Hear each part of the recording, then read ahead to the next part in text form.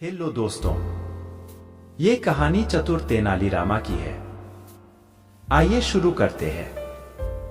एक दिन तेनालीराम बाजार से गुजर रहा था।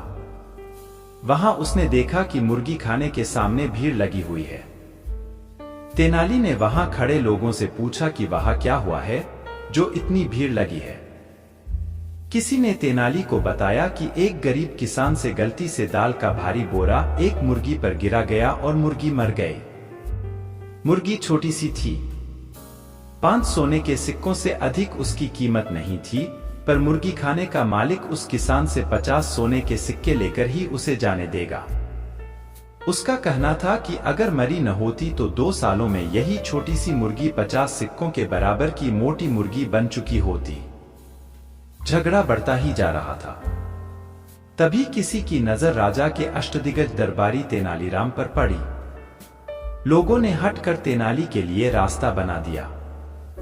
मुर्गी के मालिक ने तेनाली के आगे सिर झुकाया और अपनी दलील पेश करते हुए कहा, हुजूर, इस आदमी ने बेध्यानी में मेरी ऐसी मुर्गी को मार डाला जो 2 सालों में इतनी मोटी ताजी हो जाती कि मैं उसे 50 सोने के सिक्के में बेच सकता था। तेनालीराम ने किसान की ओर देखा, पर उसकी तो डर के मारे हालत खराब हुई थी। तेनाली कहा, तुम इस मुर्गी वाले को 50 सोने के सिक्के दे दो, क्योंकि तुमने इसकी मुर्गी मारी है जिसकी कीमत यह 50 सिक्के बताता है। भीड़ में खड़े लोगों के आश्चर्य का ठिकाना नहीं था। उन्हें लगा था कि तेनालीराम न्यायोचित बात करेगा, पर यह तो सरासर अन्याय था। मुर्गी के मालिक की बांछें खिल गई। हुजूर, लोग ठीक कहते हैं कि आपका न्याय हमेशा सही होता है। मैं उनकी बात से पूर्णतया सहमत हूं। हाँ भाई, न्याय तो सही ही होता है। तेनालीराम मुस्कुराते हुए बोला, अच्छा यह बताओ कि साल भर में तुम्हारी मुर्गी कितना दाना खा जाती है। मुर्गी का मालिक बोला, हुजूर, करीब आधी बोरी तो खा ही जाती है।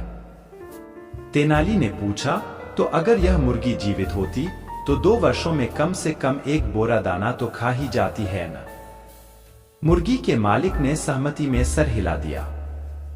तेनाली ने मुर्गी के मालिक से कहा, तो तुम ऐसा करो कि वह 1 बोरी दाना इस किसान को दे दो, क्योंकि उसे खाने के लिए तुम्हारी मुर्गी तो जिंदा है नहीं। अब तो उसकी सिट्टी पिट्टी गुम हो गई। दाने की 1 बोरी की कीमत 50 सिक्कों से भी ज्यादा थी। इधर तेनालीराम के इस न्याय से किसान के चेहरे पर मुस्कान आ गई। भीड़ में खड़े लोग भी खुशी से चिल्लाने लगे। मुर्गी खाने का मालिक बुरी तरह झेंप गया। उसने उस मुर्गी के एवज में किसान से एक भी पैसा लेने से इनकार कर दिया और झट से अपनी दुकान में घुस गया।